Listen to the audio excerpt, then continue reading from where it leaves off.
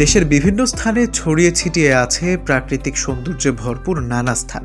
দেশের বেশ কিছু স্থান আছে যেখানে শীতেই সবচেয়ে সুন্দরভাবে পর্যটকদের কাছে ধরা দেয় প্রকৃতি। তেমনই এক স্থান সুন্দরবনের দুবলার চর। দুবলার চর বাংলাদেশ অংশের সুন্দরবনের দক্ষিণে অবস্থিত একটি দ্বীপ।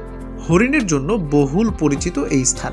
কুঙ্গা ও মরা পশুর নদের মাঝে এটি ৮১ মাইলের একটি বিচ্ছিন্ন চর। এই চরের প্রাকৃতিক সৌন্দর্য সবাইকে মুগ্ধ করে।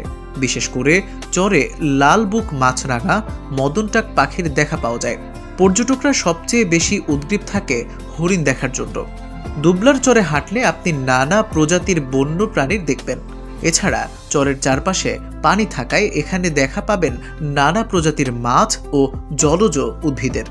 আরও হাঁটলে দেখতে পাবেন সেখানকার জনজীবন, সেখানকার মানুষের জীবনধারা কতটা বৈচিত্র্যময় তা অনুধাবন করতে পারবেন।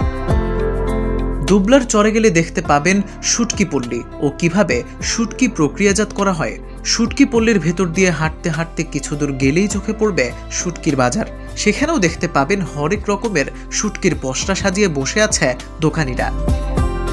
দুবলার চরের শুটকি দামেও তুলনামূলক সস্তা, আবার সেরাও বটে। ঘুরে ঘুরে আপনিও কিনে ফেলতে পারেন পছন্দ মতো শুটকি। হিন্দু ধর্মাবলম্বীদের রাসমেলা ও পুণ্য স্নানের জন্য দ্বীপটি বিখ্যাত। প্রতি বছর কার্তিক মাসে সেখানে রাসমেলা অনুষ্ঠিত হয়। ২০০ বছর ধরে চলছে এই রাসমেলা। প্রতি বছর অসংখ্য পুণ্যার্থী রাস পূর্ণিমা উপলক্ষে ভিড়েন এই দ্বীপে।